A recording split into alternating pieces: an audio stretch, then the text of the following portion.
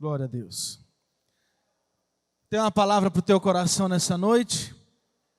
Quero pedir para que você então abra a sua mente, seu entendimento, seu coração, porque se você está aqui, se você foi conduzido até esse lugar, é porque com certeza o Espírito Santo te tocou, porque tem algo que Ele quer falar com você. Então, para isso, ore ao Senhor nesse momento, feche seus olhos, converse com Ele e diga o quanto você anseia, o quanto você deseja receber mais uma vez essa palavra no teu coração, em nome de Jesus.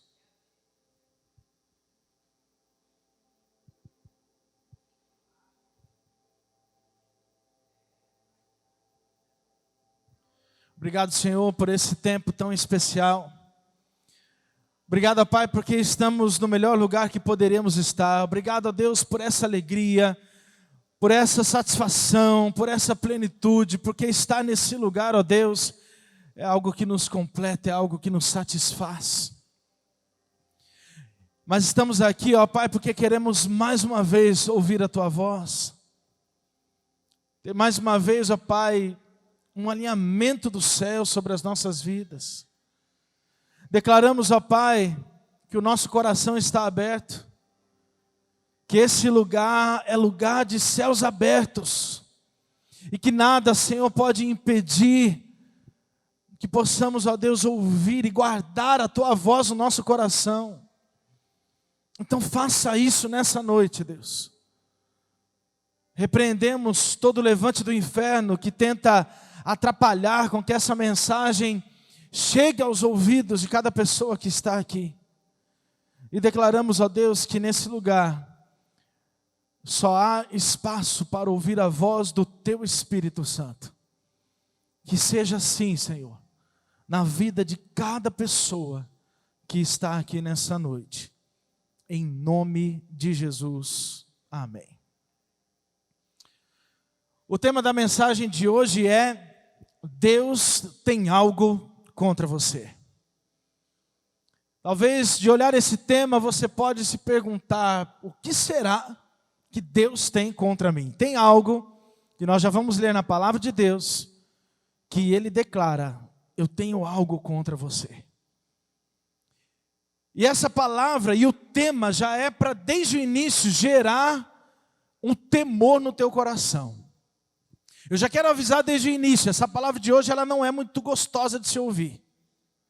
É uma palavra de confronto. Então prepare teu coração. Mas saiba que toda palavra, mesmo sendo uma palavra de confronto, na verdade, ela vem com muito amor, porque o Senhor quer trazer para que haja uma transformação na minha e na sua vida. Diga amém.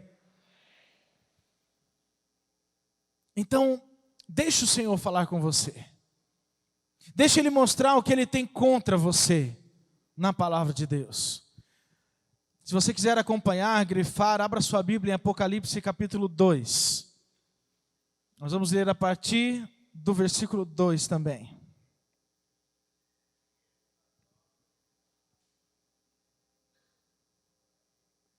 Esse texto então diz assim: conheço as suas obras. Isso é Jesus dizendo para a igreja. Conheço as suas obras, o seu trabalho árduo e a sua perseverança. Sei que você não pode tolerar homens maus, que pôs à prova os que dizem ser apóstolos, mas não são, e descobriu que eles eram impostores. Você tem perseverado e suportado sofrimentos por causa do meu nome e não tem desfalecido. Agora leia junto comigo o versículo 4, por favor. Vamos lá, todos juntos e bem forte. Contra você, porém, tenho isto: você abandonou o seu primeiro amor. Está aqui o que Deus tem contra eu e você, quando a gente abandona o primeiro amor. Continuando o texto, ele diz: lembre-se de onde caiu, arrependa-se e pratique as obras que praticava no princípio. Se não se arrepender, virei a você e tirarei o seu candelabro do lugar dele. Mas há uma coisa a seu favor: você odeia as práticas dos nicolaítas, como eu também as odeio. O que me chamou a atenção nesse texto é pensar, na verdade, não só naquilo que Deus tem contra eu e você, que é perder o primeiro amor, mas o que me chama a atenção é que ele está trazendo uma palavra para uma igreja específica, e ele traz muitos elogios para essa igreja no início do texto. Ele traz muitas coisas boas que aquela igreja estava fazendo e estava realizando. E isso então surgiu uma questão no meu coração, dentre tantos elogios, tantas coisas boas que o próprio Deus estava dizendo que a igreja estava fazendo. De repente ele fala: mas eu tenho algo contra, que você perdeu o primeiro amor. Então a pergunta que me veio à mente é: o que é o primeiro amor? Porque subentende-se que nada de bom que ele disse que a igreja estava fazendo é o primeiro amor. Porque ele fala: você está fazendo isso, está certo, você está fazendo isso, é muito bom, isso aqui é bom demais. Mas, mesmo fazendo tudo isso de bom, o primeiro amor já foi embora. E ele fala então de obras. Ele fala: eu conheço as suas obras. Ele fala: eu conheço o seu trabalho árduo. Árduo quer dizer um trabalho intenso. Sabe o que ele está dizendo para essa igreja? Ele está falando: olha, você, igreja, você trabalha pra caramba. Você, igreja, não falta na sua escala dos guardiões, dos centuriões, do Alive Kids, do Conexão, da intercessão, do ministério de adoração. Com relação a trabalho, ok. Com relação à intensidade, às vezes ficar o domingo inteiro dentro da igreja, tá ótimo. Com relação a isso, Deus está falando para a igreja: tá muito bom. Mas ele está dizendo: isso não é primeiro amor. E aí ele continua dizendo: você também vai bem na sua perseverança. Ou seja, você não desiste fácil diante de alguns desafios que eu dou para vocês. Vem os desafios do Senhor para a igreja, e aquela igreja abraçava os desafios e não parava até o final. Isso é ser perseverante. É quando você tem um desafio pela frente, você não para até ver que você conseguiu cumprir e chegar no seu objetivo final. Essa igreja era uma igreja perseverante. Deus elogia, mas também não é primeiro amor. E ele continua dizendo que você também não pode tolerar homens maus, que pôs à prova alguns que falaram que eram apóstolos, mas eram na verdade impostores. No final do texto fala que também eles não aprovavam a prática dos nicolaítas. E os nicolaítas eram uma turma que aprovava a poligamia e a imoralidade sexual. Ou seja, essa igreja estava sendo elogiada porque combatia o pecado. Vocês estão entendendo? Ele está elogiando bastante. Agora ele fala: até combater o pecado, essa igreja fazia. Isso é muito bom. Isso é certo. Nós aqui nessa igreja, nós também combatemos o pecado. Mas Deus está dizendo mais uma vez: isso também não é o primeiro amor. Mais uma vez, o que é então o primeiro amor? Ele ainda fala: vocês têm perseverado e suportado sofrimentos por causa do meu nome e não têm desfalecido. Meu Deus, nem isso é o primeiro amor. Ele fala: você tem suportado sofrimentos pelo nome de Jesus. Isso é ótimo, isso é muito bom. Ele está elogiando. Mas, contudo, porém, entretanto, todavia, vocês perderam o primeiro amor. E Deus fala: isso eu tenho contra vocês. Isso é muito sério. Porque às vezes a gente acha que está tudo bem, porque estamos recebendo alguns elogios de pessoas, porque estamos trabalhando bastante na igreja, porque estamos sendo perseverantes, porque estamos suportando os sofrimentos, porque estamos até combatendo o pecado. Mas às vezes, mesmo com tudo isso, Deus pode hoje olhar para nós e falar: ainda tenho algo contra você, porque você perdeu o seu primeiro amor. A pergunta é, o que você acha que é o primeiro amor então? Se não é nada disso. A minha resposta para você é que primeiro amor é um sentimento muito forte. É algo muito profundo. É algo que tem a ver com gratidão, com satisfação, com alegria. E se eu puder resumir em uma palavra, o que para mim significa estar no primeiro amor para você hoje, essa palavra é paixão. E a pergunta então que eu te faço nessa noite, como está a sua paixão por Jesus? Como está a sua entrega por Jesus, com Jesus? Isso para mim, essa palavra para mim, é a que mais pode definir se você ainda está vivendo ou não o primeiro amor. Se Deus nessa noite vai olhar para você e falar, eu ainda tenho isso contra você, você perdeu isso. Como está a sua paixão pelo Senhor? Primeiro amor para mim está totalmente ligado com avivamento. Porque não tem como vivermos o avivamento, tudo aquilo que o Senhor tem trazido para as nossas vidas como desafio, como igreja, não tem como viver essa intensidade do avivamento, da expansão do reino de Cristo aqui na terra, se não tivermos no nosso coração essa paixão. Se não tivermos no nosso coração essa intensidade. Quando eu falo paixão, vem na mente também intensidade.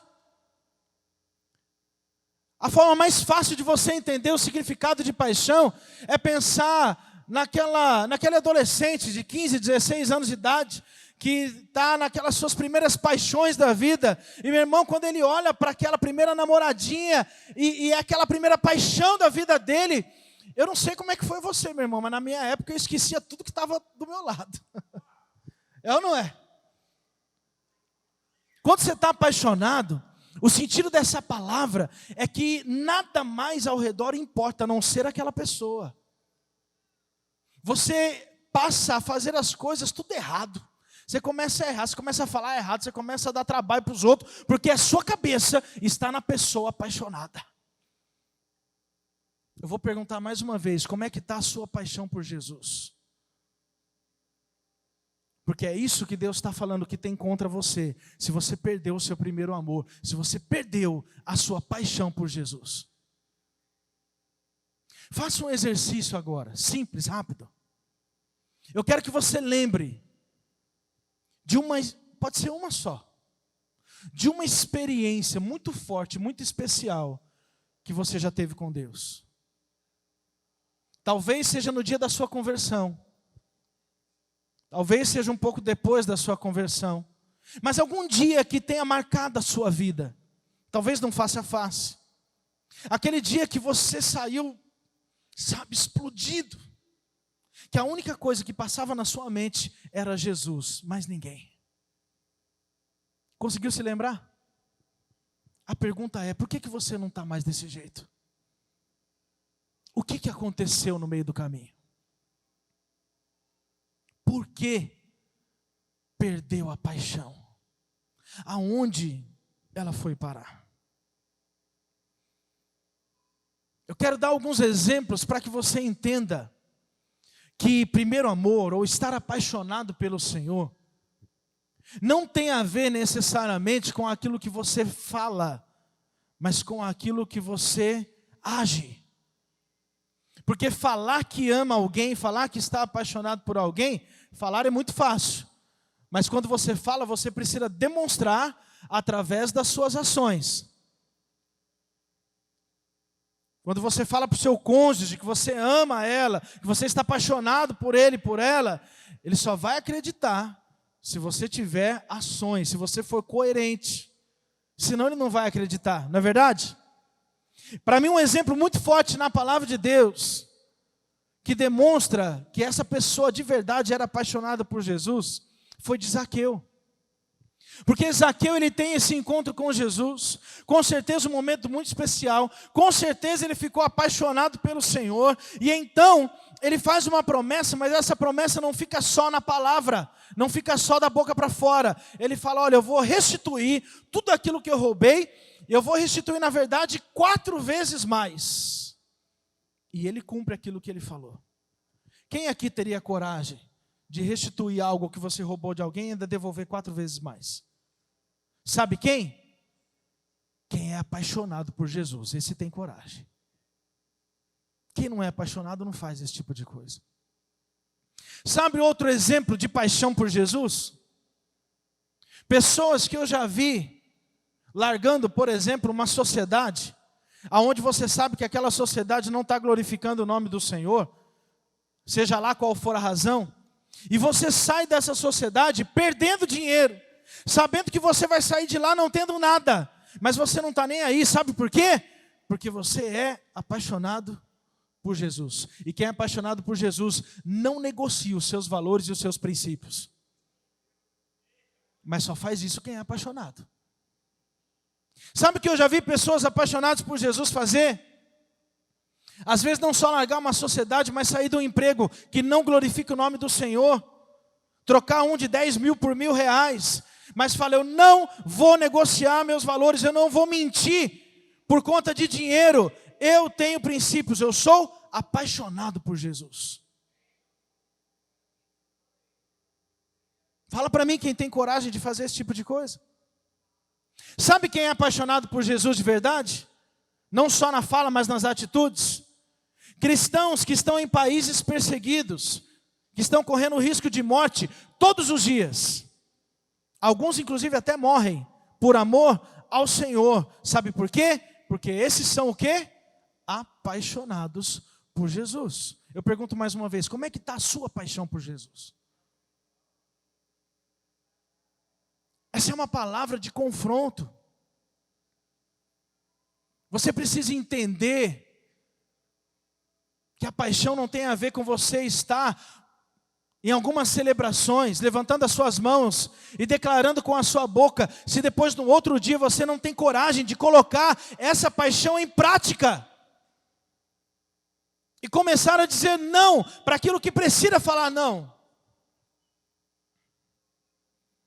Essa palavra de hoje eu vou dividir em 2 partes.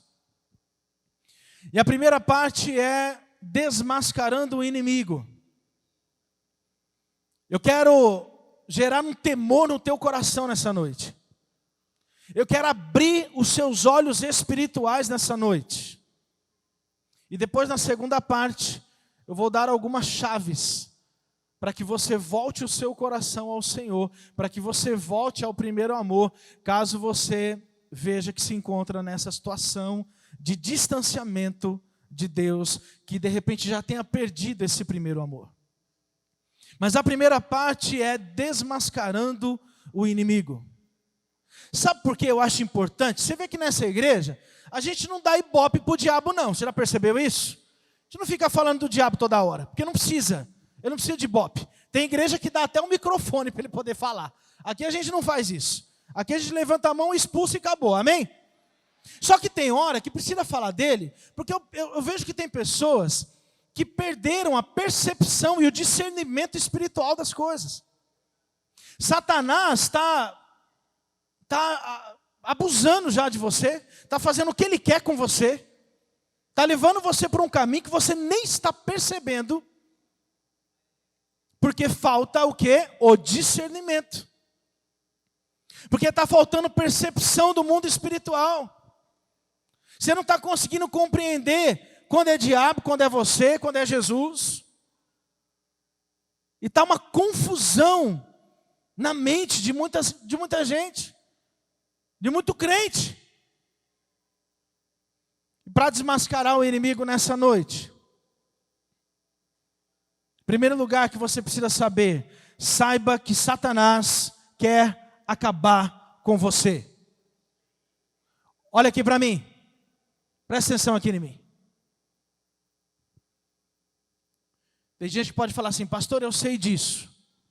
Você pode saber na letra, mas tem gente que sabe, mas não está vivendo isso. Presta atenção. Satanás quer acabar com você. Tem gente que está levando a vida com Deus na brincadeira. Tem gente que não está entendendo a seriedade de uma vida com o Senhor Jesus. Tem gente que está brincando de ser crente. Abra os seus olhos, igreja. Porque, eu não sei, tem pessoas que eu acho que acham que Satanás ele é um pouco bonzinho, que ele não é tão mal assim. Sabe por quê? Porque essas pessoas estão brincando com ele. A gente só brinca com quem a gente não tem medo, com quem a gente não vê risco nenhum. Se eu não vejo o risco da pessoa me fazer nada, me fazer nenhum mal, eu brinco com ela, eu dou a mão para ela, eu chego perto dela. Tem tanta gente brincando com o diabo, que eu tenho a impressão que vocês estão achando que o diabo é bonzinho demais. Perdeu a percepção espiritual de que esse Satanás, ele é seu inimigo, e ele está trabalhando todos os dias para poder acabar com você. Abra os seus olhos, igreja. Presta atenção aqui. Abra seus olhos. Satanás não tem pressa para fazer você cair. Ele está trabalhando todos os dias, de uma forma sutil, devagar. Tem pessoas que não estão percebendo e quando vê está longe.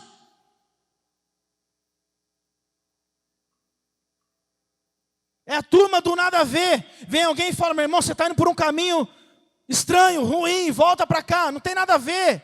Não tem nada a ver, não precisa disso. Aí continua no caminho do nada a ver, quando vê está longe. Presta atenção, igreja.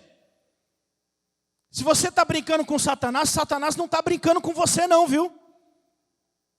Ele está trabalhando e muito, para poder, a hora que ele puder, puxar o seu tapete. E aí, meu irmão, não vai ter mais o que fazer. Ou vai ficar muito difícil. Abra o olho, igreja. Abre os seus olhos. Ele conhece o seu ponto fraco. Ele sabe o que pega para você, que vai fazer você cair. Efésios capítulo 6, a partir do 11, fala da armadura de Deus, para ficar firme contra as ciladas do diabo, porque fala que a sua luta não é contra a carne e sangue, mas contra poderes e potestades do mundo espiritual do mal. Tem gente que está brigando com gente, que está ficando bravinho com gente, que está virando a cara para gente. Meu irmão, você tem que ficar bravo é com o diabo. É ele que trabalha no coração das pessoas para poder fazer você cair. É ele que está montando a cama para a hora que perceber que você está já caindo na dele, puxar o seu tapete. Abre o olho, igreja. João 10:10. O ladrão vem para quê? Pois é, todo mundo sabe esse texto, mas acho que não vive. Tem muita gente que não foi só roubada já pelo diabo, já foi saqueada, ele já levou tudo, mas ainda não percebeu que foi ele, de tão cego que está. Tem gente que já foi morto em algumas áreas da vida, já foi morto espiritualmente, já foi morto emocionalmente, já está morto, mas não percebeu ainda que foi Satanás que fez isso. Tem pessoas que já estão com várias áreas da sua vida destruídas pelo próprio Satanás, mas até hoje não percebeu que foi ele que fez isso. O único objetivo dele é acabar com você, igreja. Ele não está contente de ver você aqui. Ele não está contente de ver você bem. Ele não está contente de ver você tentando reatar sua família. Ele não está contente de ver você envolvido. Ele fica contente quando você está lá fora, lá no mundão, fazendo as coisas, as práticas velhas e erradas, que você sabe quais são, mas de vez em quando você volta para lá. Abre o olho, igreja. Você precisa entender o objetivo de Satanás. Precisamos desmascarar ele nessa noite, porque tem gente que ainda está brincando. Sabe o que Satanás faz? Se eu falar para você, por exemplo, agora, imaginar na sua mente, trazer uma imagem de uma cena de destruição. Não sei qual foi a imagem que pode ter vindo na sua cabeça. Mas para quem gosta, por exemplo, muito de filme, deve ter imaginado aí uma cidade toda destruída, passou aí um tsunami, um grande terremoto, alguma coisa no sentido. Só há destruição aonde tem muitas coisas. Lugar onde está vazio e não tem nada, não tem como ter cenário de destruição, sim ou não? O diabo faz a mesma coisa. Imagina uma casa, se ela estiver vazia, você não consegue imaginar uma casa vazia e destruição dentro dela. Porque não tem nada, ela está vazia. Sabe o que Satanás faz para poder te destruir? Ele começa a encher a casa, ele começa a te dar um monte de coisa. E você vai ficando contente, você vai ficando feliz. Porque até então está tudo bem. Você está com um carro bom, está com uma casa boa, moto. Cheio de coisa, cheio de dinheiro. E ele vai enchendo a casa. Ele vai enchendo. Porque você está bem, você está com ele, você está feliz. Você está no mundão e acha que nada está acontecendo. Porque nada, está tudo certo. Sabe o que ele está fazendo? Ele está primeiro enchendo a casa. Para depois que ela estiver cheinha de tudo aquilo que você quer, aí ele vem e arranca tudo e destrói. É isso que Satanás está fazendo com muita gente. Tem gente que nem está percebendo. Nós estamos desmascarando o diabo hoje à noite aqui. Que tem gente que está entrando nessa e não está percebendo. É isso que ele está fazendo. Ele dá tudo que você quer, tudo que você pede. Você acha que está tudo ok. Você acha que está lindo. A casa está linda. Espera mais um pouquinho para você ver ele puxar seu tapete. Aí você vai ver onde você vai parar. Segundo lugar, você precisa entender que Satanás, ele quer afastar o seu coração do Senhor. Hebreus 3,12, cuidado, irmãos, para que nenhum de vocês tenha um coração perverso e incrédulo que se afaste do Deus vivo. Ele está falando que o coração que está afastado de Deus é um coração perverso e incrédulo. Então ele está dizendo, cuidado, para que o seu coração não se afaste do Senhor. Esse é mais um objetivo de Satanás. De uma forma sutil, devagar, sem você menos perceber, ele está fazendo com que o seu coração comece a ficar distante de Deus. Comece a ficar longe de Deus. Sabe aquela amizade que você tinha de repente lá na sua juventude, na sua adolescência, e de repente de uma forma muito natural, essa pessoa mudou de cidade, mudou de emprego, ou mudou de escola, e de uma forma natural vocês acabaram se afastando. Às vezes até hoje você a chama de amigo, de amiga, mas você não tem mais intimidade com ela, porque acabou afastando. De uma forma devagar, naturalmente foi parando de conversar. Satanás vai fazendo a mesma coisa com relação a nós e Deus. Nós éramos amigos de Deus, nós somos amigos de Deus, mas ele vai trazendo outras amizades, ele vai trazendo outras pessoas, ele vai trazendo outras coisas novas na sua vida, e aos poucos, sem você perceber, o seu coração e a sua amizade vai ficando distante de Deus. De repente, quando você percebe, você fala, nossa, faz tempo que eu não converso com Deus, né? Você até ainda chama ele de amigo, mas não tem mais amizade, faz tempo. Porque chamar de amigo é uma coisa, viver a amizade é outra. Eu posso chamar aquele amigo antigo de amigo até hoje, porque eu considero ele. Mas consideração não é amizade de verdade. É isso que Satanás está fazendo, está afastando o seu coração do coração de Deus. Satanás faz isso, sabe por quê? Porque ele sabe que você, mais Jesus, é a maioria. Ele sabe que você, junto com Jesus, tem uma autoridade e um poder, que quando você exercer esse poder, essa autoridade, ninguém vai poder te parar mais. É isso que ele faz.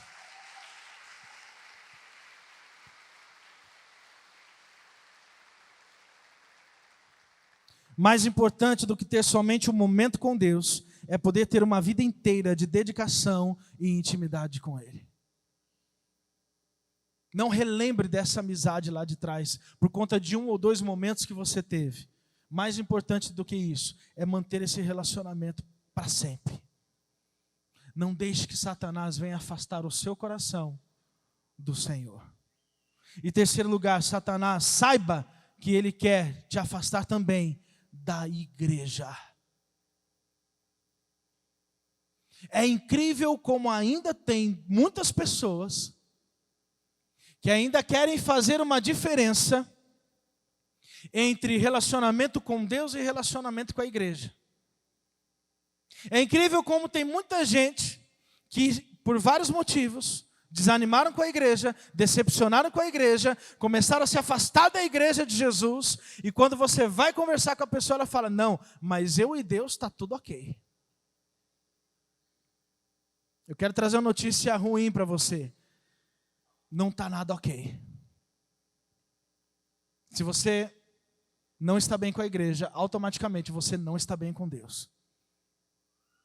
Se você diz que ama Deus, você precisa amar a igreja. Sabe por quê? Porque a igreja é o agente de Cristo aqui na terra. Como é que você vai falar que você está bem, fazendo a vontade de Deus, se você não está firme naquela família que é o agente de Deus aqui na terra? Não tem lógica. Não existe a possibilidade disso acontecer. Hebreus 10, 25 é muito claro. Não deixemos de reunir-nos como igreja, segundo o costume de alguns, mas procuremos encorajar-nos uns aos outros, ainda mais quando vocês veem que se aproxima o dia. Irmão, igreja, se não fosse importante, você não estaria aqui hoje. Então vai todo mundo, a gente grava os cultos e cada um assiste pela internet, era mais fácil. Para que estar aqui? Será que você consegue perceber a diferença de assistir pela internet do que assistir aqui na igreja? Eu sinto uma diferença enorme, enorme, de ambiente, de comunhão, de alegria, e por aí vai. Aí você fala que está bem com Deus, aí você vai pregar o evangelho lá fora, você vai levar a pessoa para onde? Vou levá-la para Jesus, tá bom, mas ela vai encontrar Jesus sem pessoas que acompanhem e ajudem ela? Não existe isso. Não existe isso. Igreja e Jesus é a mesma coisa. É o agente de Cristo aqui na terra. Nós somos o que vamos trazer a realidade do céu na terra. Somos nós, eu e você, igreja. Não tem outra forma disso acontecer. Não tem outra forma de propagar o evangelho se não for através da igreja de Cristo. Então, de uma vez por todas, para de fazer essa separação, de achar que você está bem com Deus e não está bem com a igreja e está tudo bem.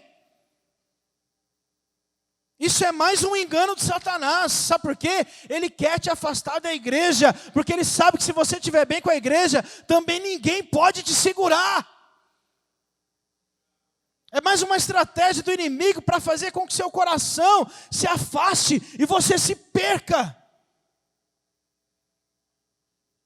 Pastor Marcelo lembrou isso, se eu não me engano, semana passada, algo que principalmente os cristãos antigos falavam muito, da tal pirâmide, né, de prioridades da vida cristã, e na pirâmide fazia um desenho, no topo da pirâmide é Deus, depois família, depois trabalho, e aí colocava o ministério lá embaixo, a igreja lá embaixo. E da mesma forma como ele disse, eu faço dele as minhas palavras também. Quando eu ouvi algo diferente, para mim foi libertador, que na verdade não tem nada de triângulo na palavra de Deus, de pirâmide. O que eu entendo é que tem um círculo, e no meio, no centro do círculo está Jesus, e em volta está todas as coisas, a sua família, o seu trabalho, tudo aquilo que você faz, porque Ele estando no centro, Ele vai controlar e vai te dar o tempo certo para você dar para a sua família, para o seu emprego, para o seu ministério, para a sua igreja e para todas as outras coisas que você quiser. Tem alguém aqui comigo ainda? Você precisa entender essas coisas básicas da palavra de Deus. Eu estou falando isso, sabe por quê? Porque as pessoas deixam às vezes de se envolver na igreja, dando a desculpa que a família está em primeiro lugar. E onde está Jesus dizendo para você a hora certa de fazer as coisas? Aí não se envolve por causa do trabalho, não se envolve por causa do estudo, da faculdade. Cadê Jesus para mostrar para você a hora certa de fazer as coisas? Que Deus incoerente é esse, que deu oportunidade de você entrar na faculdade e depois fala para você sair da igreja? Deus seria muito incoerente se você estivesse certo. Que Deus é esse que te dá um emprego para depois você mergulhar tanto que você não tem mais tempo de voltar para a igreja? Que Deus é esse? Seria um Deus muito incoerente. Não é Deus que está falando com você. Isso é coisa da sua cabeça. Isso é engano de Satanás, porque ele quer afastar você da igreja de Cristo. Aqui na terra, meu irmão, a igreja é o que é mais importante para nós. Porque é através da igreja que vamos realizar a obra do Senhor aqui na terra. A questão é se você está ou se você não está disponível para poder ouvir a voz do Senhor e fazer a obra dele. Essa incoerência que estamos falando tem a ver o seguinte: você só pode dar daquilo que você tem. Como é que você vai pregar para alguém, falar para a pessoa de Jesus, se você não é apaixonado por Jesus e pela igreja dele? Sabe o que vai acontecer? Ninguém vai te ouvir, porque você só pode dar daquilo que você tem. Se você é apaixonado, você gera pessoas apaixonadas. Se você é envolvido, você gera pessoas envolvidas. Você só pode dar daquilo que você tem.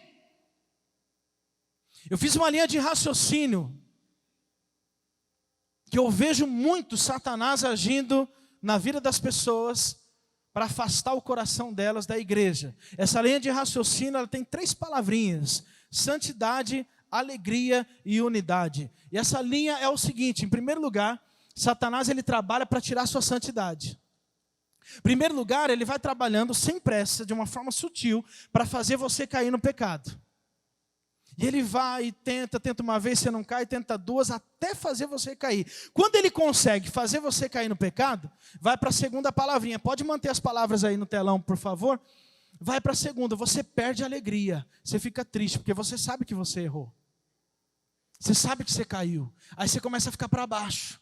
Aí você fica triste, aí você fica culpado. Aí você não abre o coração para ninguém, porque você tem vergonha. Aí sabe o que acontece? Você vai esfriando, esfriando. Você está sentado, mas está vindo na igreja, mas já está frio, já está com o coração distante. Aí, quando no início você chegou na igreja e tudo aquilo que falava do púlpito era maravilhoso, agora quando o pastor fala, você já começa a duvidar, aí perde a unidade. Primeiro ele tira a sua santidade, para depois tirar a sua alegria, para depois tirar a sua unidade com a sua liderança e com a sua igreja. Eu vejo isso direto na igreja.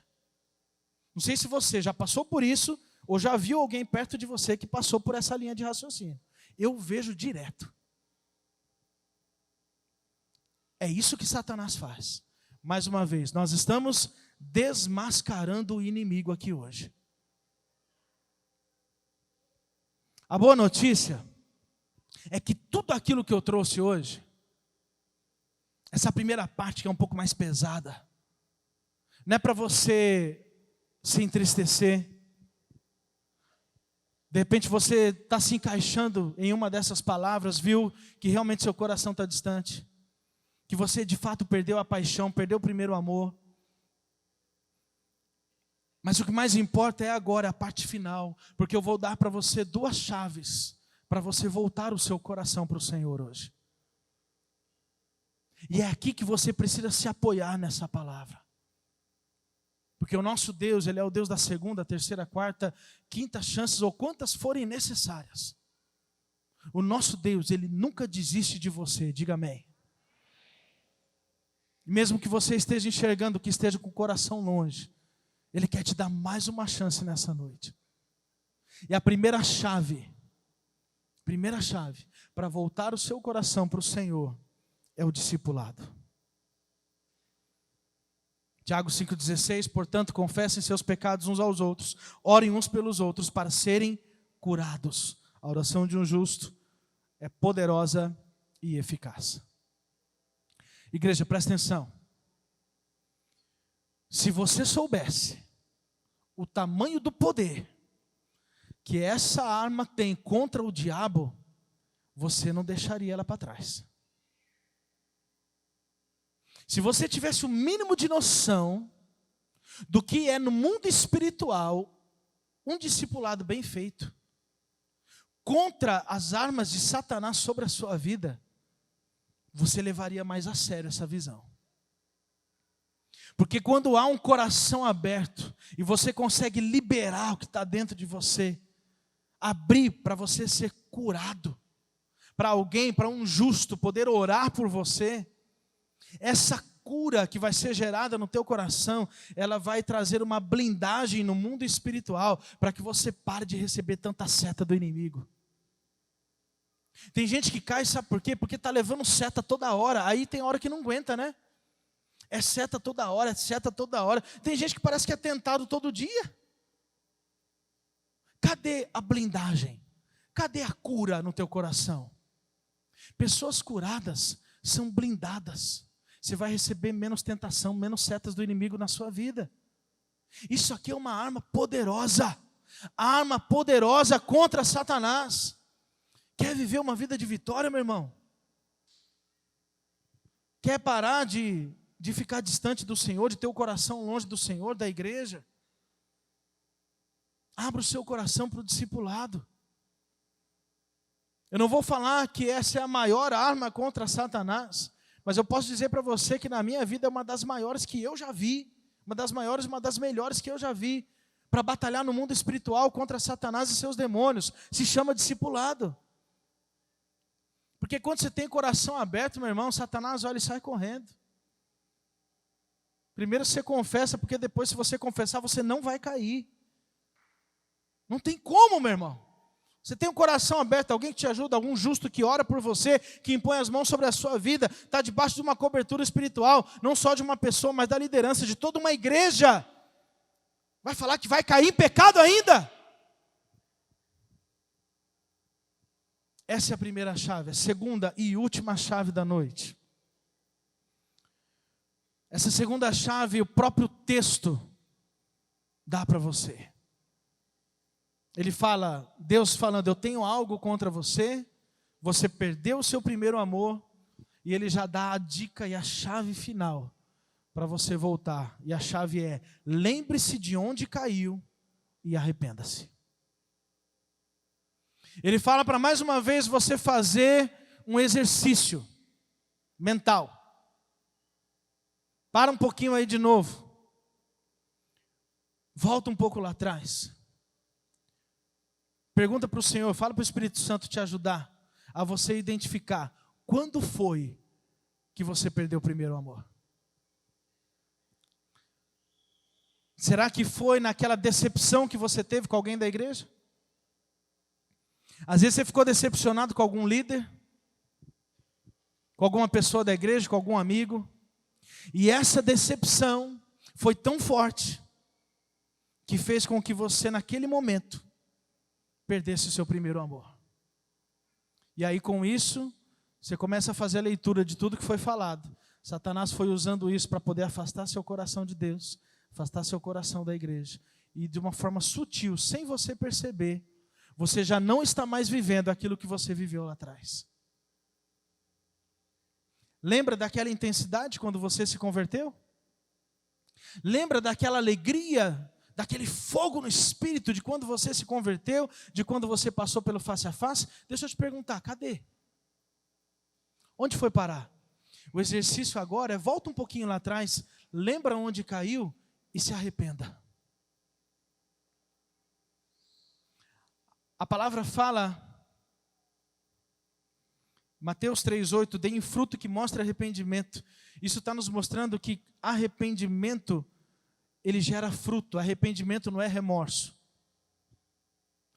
Remorso você lembra, e você no outro dia não faz nada para que aquilo mude.